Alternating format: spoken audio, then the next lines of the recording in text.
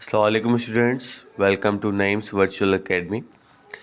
आज हम पढ़ेंगे जुडिशल ब्रांच के बारे में। ये भी एक फेडरल गवर्नमेंट की ब्रांच होती है, ठीक है। Judicial branch of the federal government, the judicial branch of the federal government.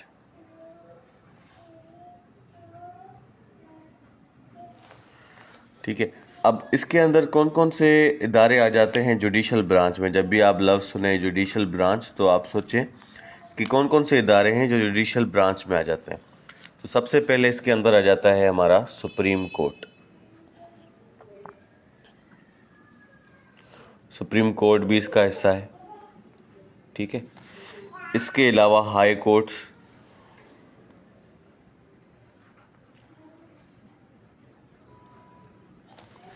ठीक है, शरीयत कोर्ट्स,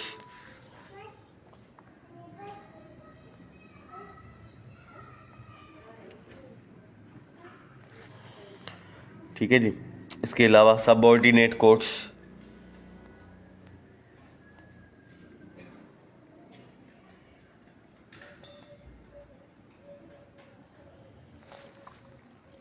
ठीक है जी। स्पेशल कोर्ट्स भी इसके अंदर आ जाती हैं। स्पेशल कोर्ट्स के अंदर जो है ना, एक जैसे एंटी टेररिज्म कोर्ट होती है, वो भी एक स्पेशल कोर्ट है, तो वो भी इसके अंदर आ जाती हैं। अब इससे सबसे पहले जो है, सबसे पहले नंबर पे कौन सी आती है, जो कि हाईएस्ट कोर्ट कहलाती है। तो हाईएस्ट कोर्ट ऑफ पाकिस्तान कौन सी है? इस supreme court.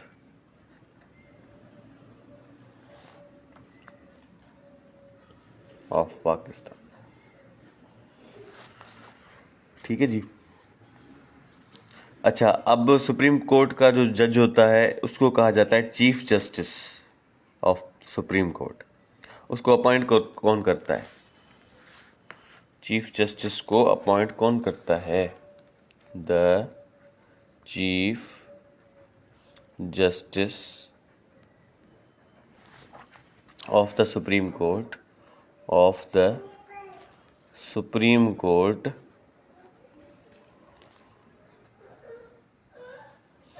is appointed by the president, is appointed by the president, ठीक है। प्रेसिडेंट इसको अपॉइंट करता है, लेकिन उसको एडवाइस, प्रेसिडेंट को एडवाइस कौन करता है? With the advice of prime minister.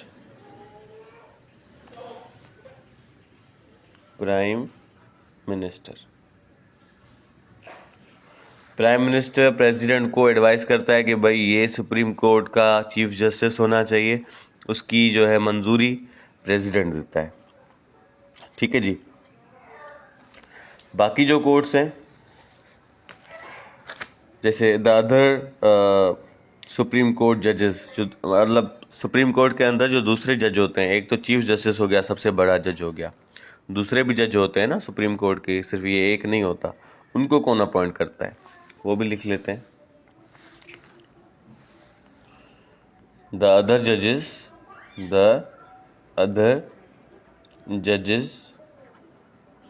Of the supreme court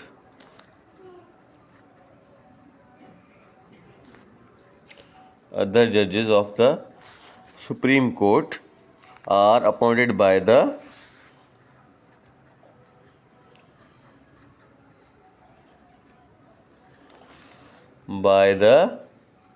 president. बाकी जजेस को भी कौन अप्रूव करता है, कौन अपॉइंट करता है? प्रेसिडेंट ही करता है।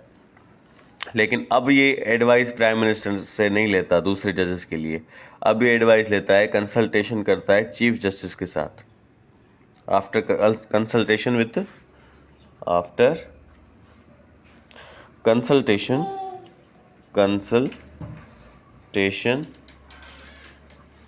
With chief justice. अब चीफ जस्टिस अपॉइंट हो गया, प्रेसिडेंट ने अपॉइंट किया, प्राइम मिनिस्टर ने एडवाइस किया था। उसके बाद जो बाकी जजेस होते हैं सुप्रीम कोर्ट के, वो अपॉइंट तो प्रेसिडेंट करता है, लेकिन कंसल्टेशन किसके साथ करता है? चीफ जस्टिस के साथ करता है।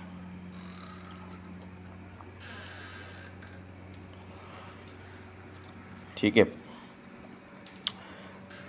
अच्छा, इनकी जो है रिटायरमेंट एज क्या होती है? बाकी तो जो भी जॉब होती है उसमें 60 तक बंदा काम कर सकता है, उसके बाद रिटायर हो जाता है। लेकिन the chief justice and the जजेस ऑफ द सुप्रीम कोर्ट में remain in office until the age of 65। ये बात याद रखिएगा कि बाकी सारी जॉब्स में 60 तक रिटायरमेंट होती है, लेकिन जो चीफ जस्टिस होते हैं सुप्रीम कोर्ट के, वो 65 ईयर्स तक काम कर सकते हैं।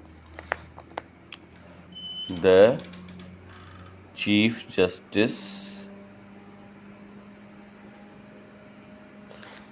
जस्टिस एंड जजेस, बाकी जजेस जो होते हैं सुप्रीम कोर्ट के, वो भी, एंड जजेस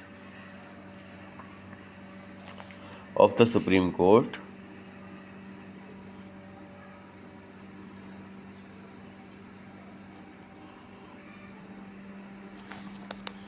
may remain in office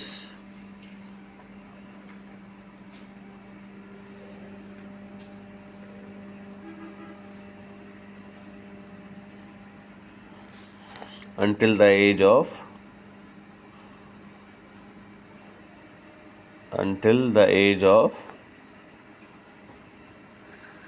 65। ठीक है, 65 ईयर्स तक वो काम कर सकते हैं। अब फंक्शंस क्या हैं सुप्रीम कोर्ट के?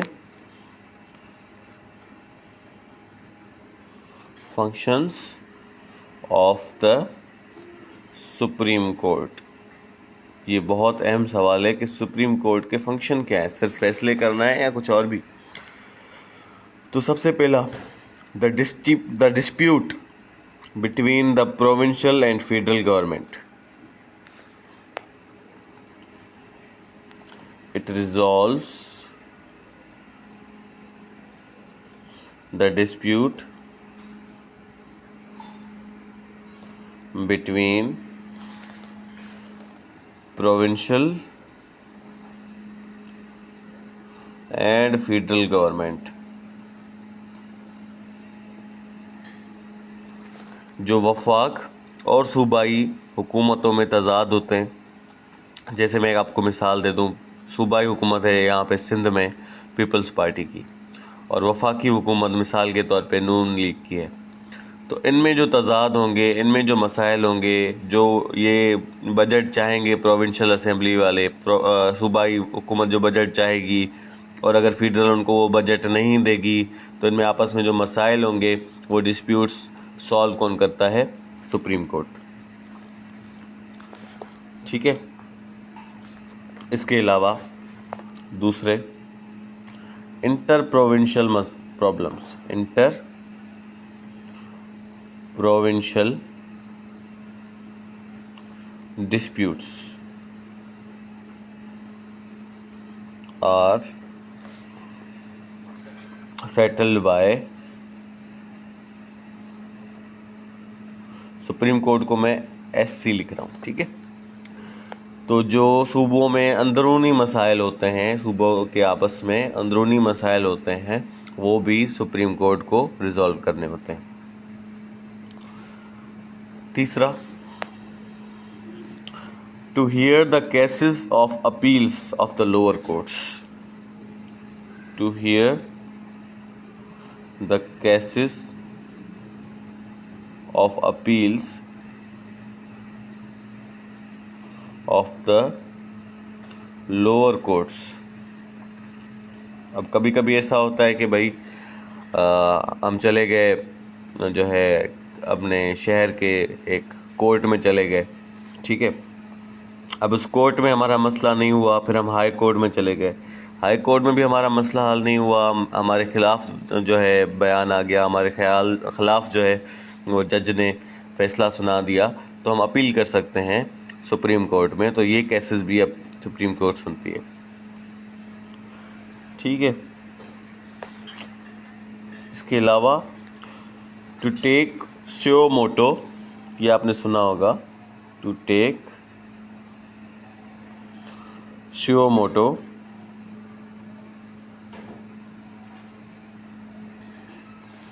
On important matters.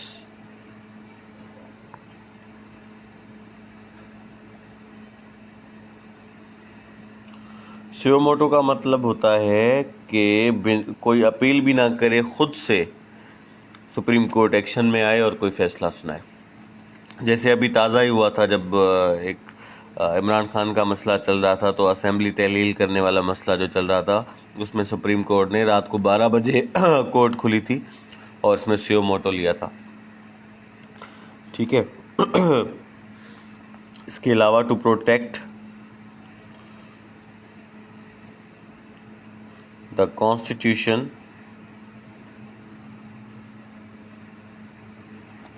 Of Pakistan, Pakistan के कॉन्स्टिट्यूशन की हिफाजत करना भी सुप्रीम कोर्ट का काम है। इसके अलावा the judgment of the supreme court of Pakistan is final and binding upon the federal and provincial governments. ये इसका जो जजमेंट होती है वो फाइनल होती है। The judgement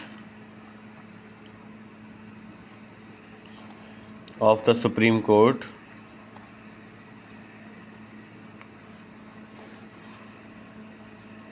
is final. अब इसके बाद कोई कहीं भी अपील नहीं कर सकता। यहाँ जो फैसला हो गया सो हो गया बस। ठीक है। ये बाइंडिंग होती है, फिर फेडरल गवर्नमेंट हो या प्रोविंशियल गवर्नमेंट हो, दोनों इसको फॉलो करना पड़ता है। ये फाइनल है। ठीक है जी। To protect the fundamental rights, इंसानी हकूक़ की भी हिफाजत करना। To protect the fundamental rights, fundamental rights, इंसानी हकूक़ जो हैं उनकी हिफाजत करना, अपने शहरियों के हकूक़ की हिफाजत करना भी सुप्रीम कोर्ट के फंक्शंस में आता है। ठीक है। ये सारे थे सुप्रीम कोर्ट के फंक्शंस। ठीक है। अब आगे पढ़ते हैं हम इलेक्शन के बारे में। ठीक है जी। तो अब इलेक्शंस के बारे में पढ़ते हैं। तो इलेक्शंस के बारे में पढ़ने से पहले सबसे पहले पढ़ते हैं कि डेमोक्रेसी क्या है, क्योंकि अगर डेमोक्रेसी होगी तभी इलेक्शंस होंगे, अगर डेमोक्रेसी नहीं होगी तो इलेक्शंस भी नहीं होंगे। तो according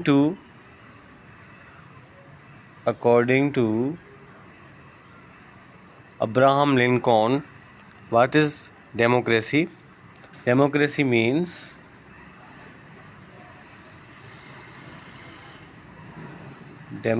means government of the people, government of the people, by the people,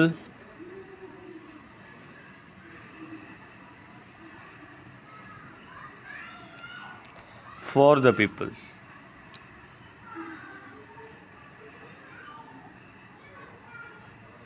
ठीक है जी। ये है डेफिनेशन डेमोक्रेसी की, कि ऐसी गवर्नमेंट जो कि लोगों की गवर्नमेंट हो, आवाम की गवर्नमेंट हो, government of the people.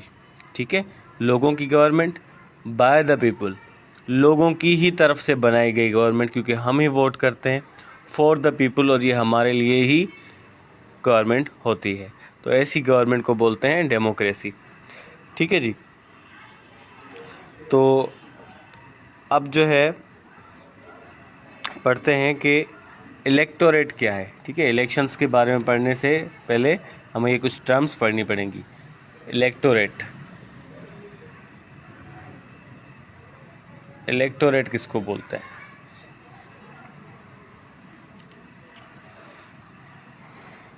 All the citizens of a state, all the citizens of the state who at a particular time who at a particular time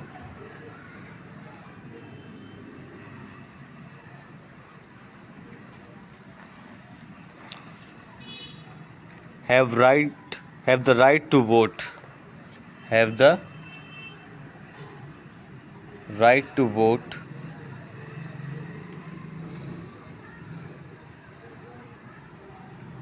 are collectively called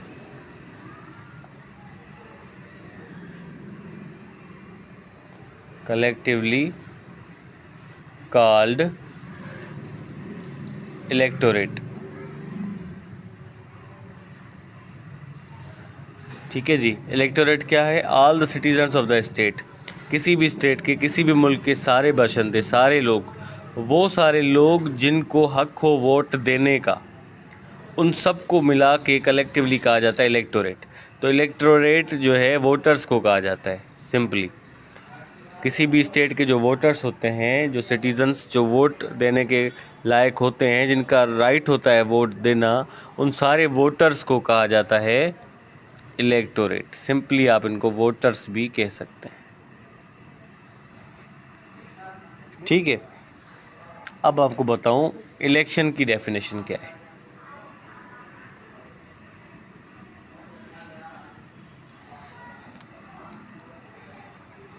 The process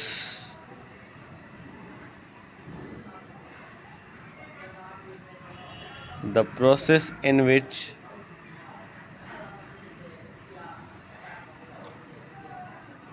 the electorate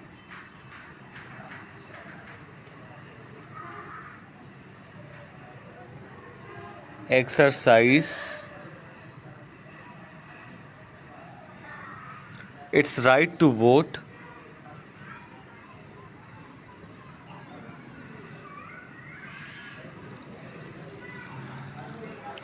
to select its representative,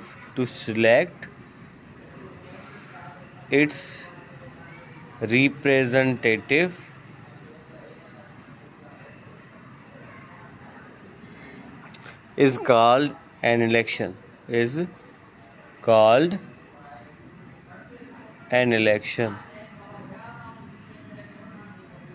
ठीक है। वो process, वो अमल जिसके तहत एक electorate यानी एक voter अपने वोट देने का हक अदा करता है, उस प्रोसेस को, अच्छा, जिसमें वो अपना रिप्रेजेंटेटिव चूज़ करता है, अपना एक उम्मीदवार को चूज़ करता है, अपना लीडर चूज़ करता है, इस प्रोसेस को इलेक्शन बोलते हैं। ठीक है, वो प्रोसेस जिसमें एक वोटर, एक इलेक्टोरेट अपना वोट देने का हक अदा करे और अपने रिप्रेजेंटेटिव को, अपने नुमाइंदे को चुने, इसको कहते हैं इलेक्शन। क्लियर है? ठीक है जी। अब रिप्रेजेंटेटिव किसको बोलते हैं?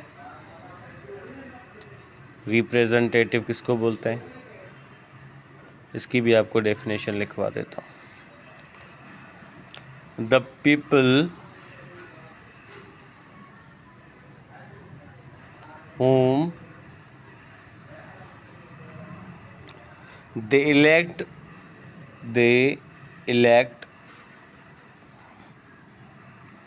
to the legislature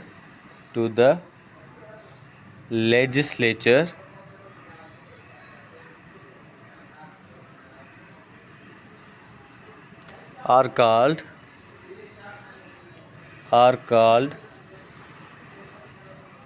representative। ठीक है। अब वो लोग जो सिलेक्ट होते हैं, ठीक है, जिनको सिलेक्ट किया जाता है और उनको लेजिस्लेचर में ऐड किया जाता है, यानी उनको मेंबर ऑफ द असेंबली बनाया जाता है, उन लोगों को रिप्रेजेंटेटिव कहा जाता है। ठीक है जी, ये सारा क्लियर है आपको? अब इम्पोर्टेंस क्या है इलेक्शंस की? डेमोक्रेसी के अंदर क्या ज़रूरत है इलेक्शन की? इम्पोर्टेंस ऑफ इलेक्शंस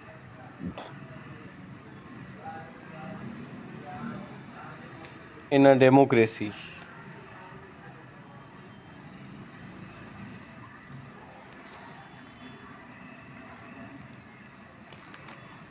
अब क्या इम्पोर्टेंस है इसमें? सबसे पहले तो इंसान को, बंदे को चॉइस ऑफ लीडरशिप मिलता है।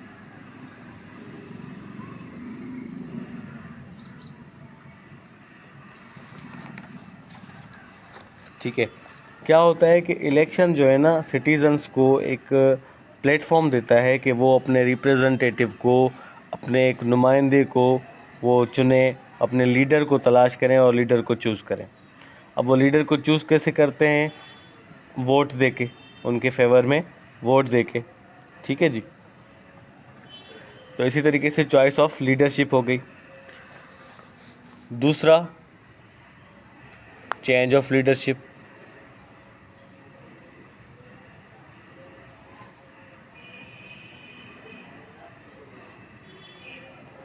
अब मिसाल के तौर पे उन्होंने एक लीडर चुना जो उनको बेहतर लगा, कैरेक्टर वाइज उनको अच्छा लगा, उनको ये लगा कि भाई ये नुमाइंदा जो है हमारे लिए काम करेगा, हमारी आवाज़ बनेगा, और उन्होंने उसको चुन लिया उसको। लेकिन वो उनके जो है मयार पे नहीं उतरा, उसने सिर्फ अपना सोचा, उसने सिर्फ अपने आप को बनाया, अपने आप को अमीर करता गया, और उसने अपने लोगों का नहीं सोचा।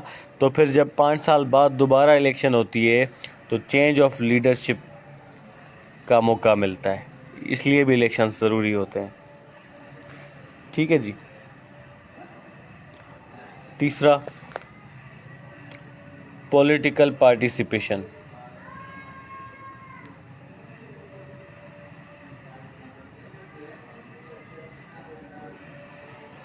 पॉलिटिकल पार्टिसिपेशन का मतलब ये है कि भाई इसने लीडर चूज़ किया, इसको जो है उनके मयार के मुताबिक नहीं मिला, उन्होंने दोबारा 5 साल के बाद दूसरा लीडर उस कौम ने चुना, वो भी उनको उस मुताबिक नहीं मिला। अब एक बंदा सोचेगा भाई हमने 5 साल पहले इस पे ज़ाया किए, अब 5 साल हमने इस पे ज़ाया किए, अब हम खुद क्यों ना इसमें पार्टिसिपेट करें और हम खुद अपने लिए कुछ करें। तो फिर एक पॉलिटिकल पार्टिसिपेशन इंसान की इलेक्शन के अंदर हो जाती है। ठीक है, या इसकी मिसाल एक और आपको दे दूं कि मैं एक पार्टी में हूँ, मिसाल के तौर पे मैं पीटीआई में हूँ या मैं पीपल्स पार्टी में हूँ। तो पीपल्स पार्टी के अंदर रह के अगर पीपल्स पार्टी के जो व्यूज़ हैं, पीपल्स पार्टी के जो मकासद हैं वो अलग हैं और मेरे मकासद कुछ अलग हैं, अगर हमारे मकासद नहीं मिलते तो मैं अपनी पार्टी भी बना सकता हूँ। तो इसी तरीके से भी पॉलिटिकल पार्टिसिपेशन हो जाती है। ठीक है, उसके बाद एक और पॉइंट है आपके लिए, सेल्फ करेक्टिव सिस्टम।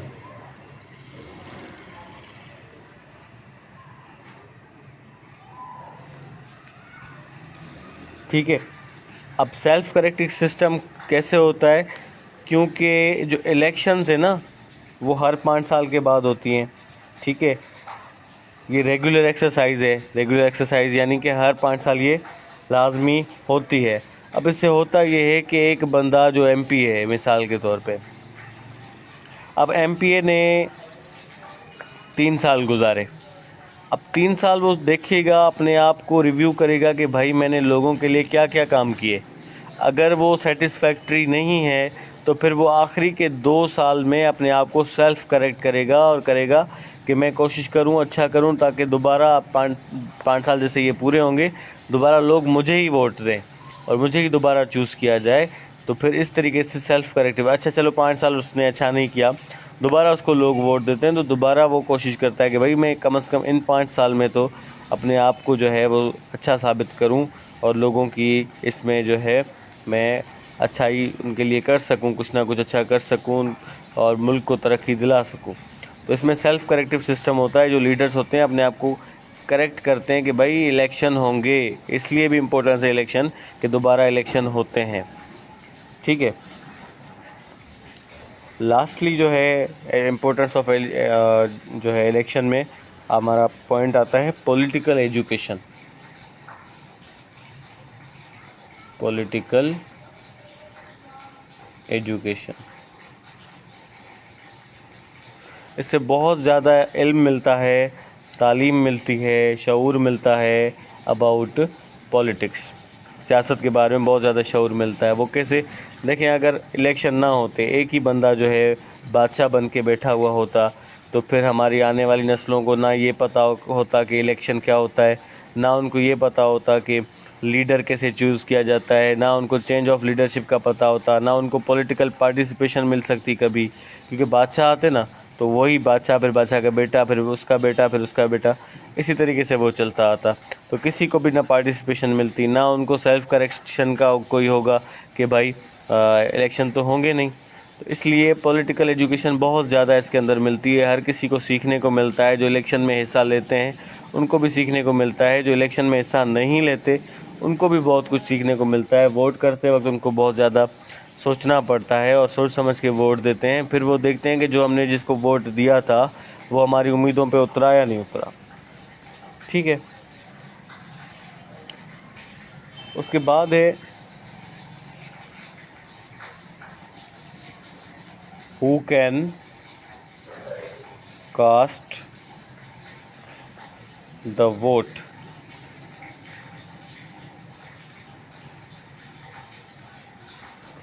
वोट कौन दे सकता है?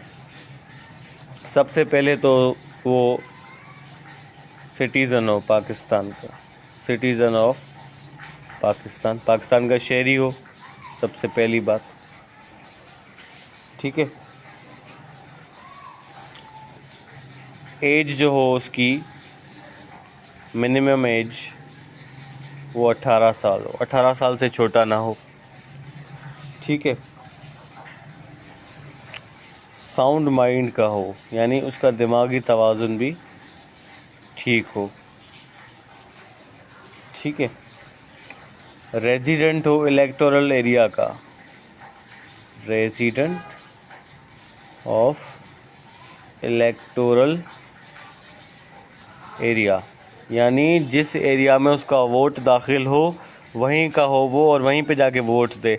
ऐसे नहीं कि मैं रहता लाड़काना में हूँ या मैं रहता सखर में हूँ तो मैं कराची में जाके वोट दूँ, जहाँ मेरी मर्ज़ी चाहे मैं जाके वोट दूँ। ऐसा नहीं होता, जहाँ पे आपका वोट दाखिल होगा, ठीक है, वहीं पे आप जाके वोट दे सकते हो। ठीक है जी, आगे पढ़ते हैं।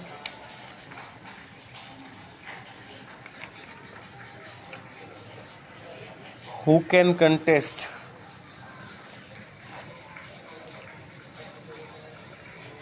हु कैन कंटेस्ट, इलेक्शन लड़ कौन सकता है? Elections in Pakistan.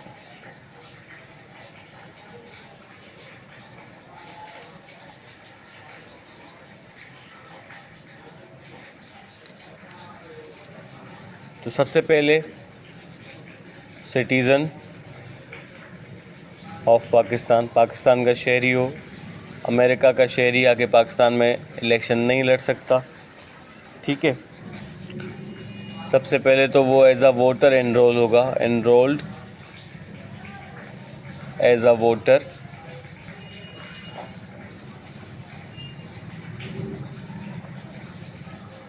उसकी जो एज हो,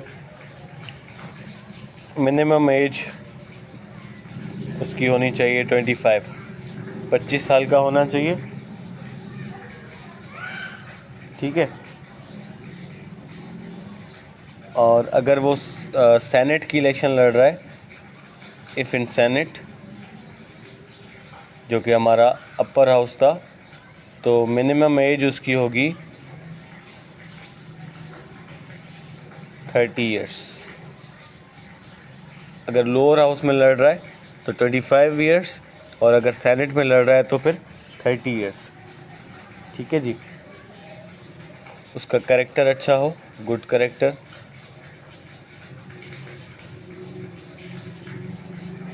ठीक है, जो कि हैज़ नॉट बीन कन्विक्टेड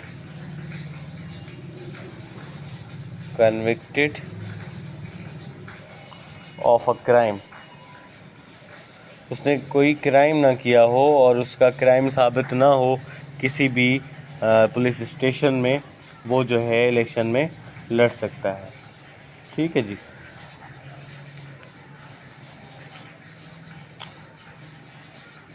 अब the election commission of Pakistan के बारे में पढ़ते हैं। The election commission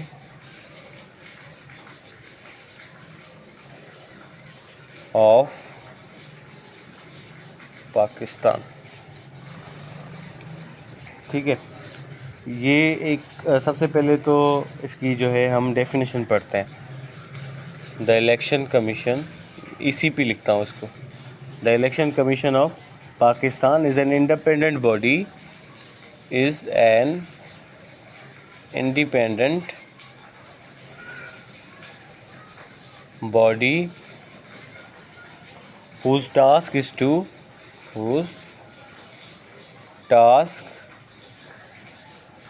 to organize and conduct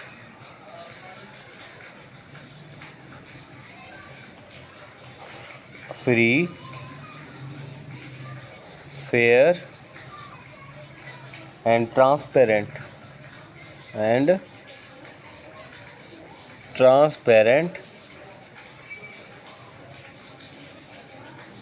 elections to the National Assembly,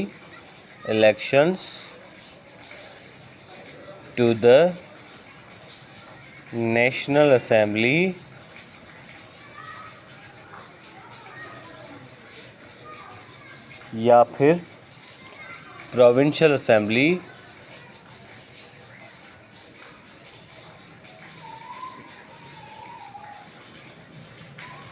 ठीक है, and local government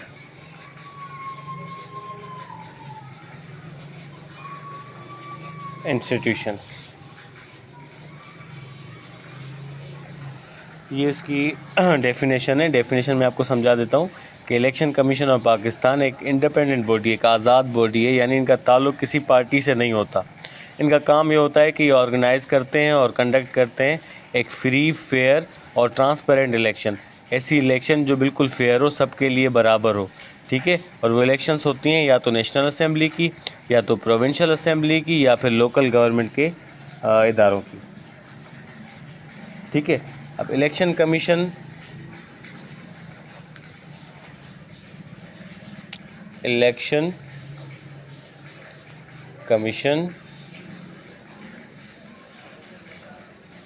consist of, अब इनका क्या होता है, एक जो है चीफ इलेक्शन कमिश्नर होता है, चीफ इलेक्शन कमिश्नर, इसको CEC भी बोलते हैं। ठीक है, चीफ इलेक्शन कमिश्नर होता है और फिर 4 मेंबर भी होता है, and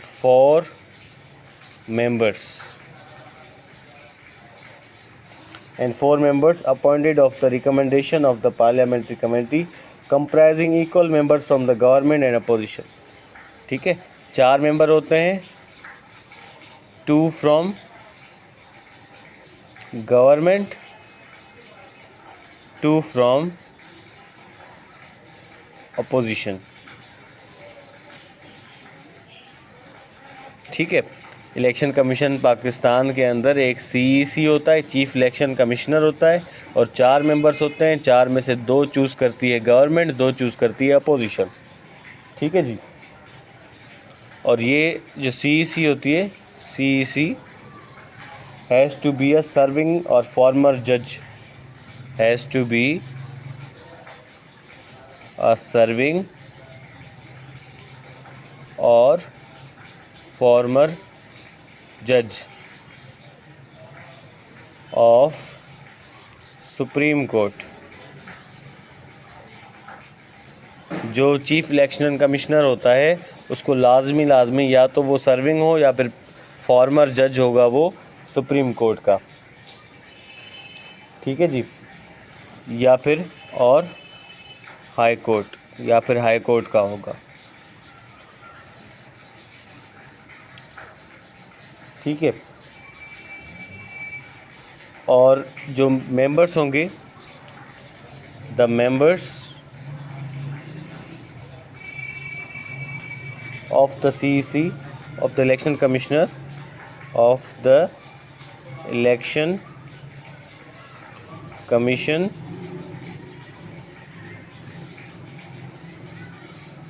the member of the election commission have to be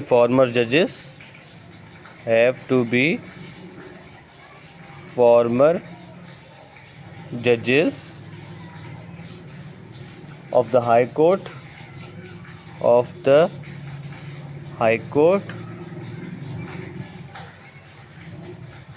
one from each province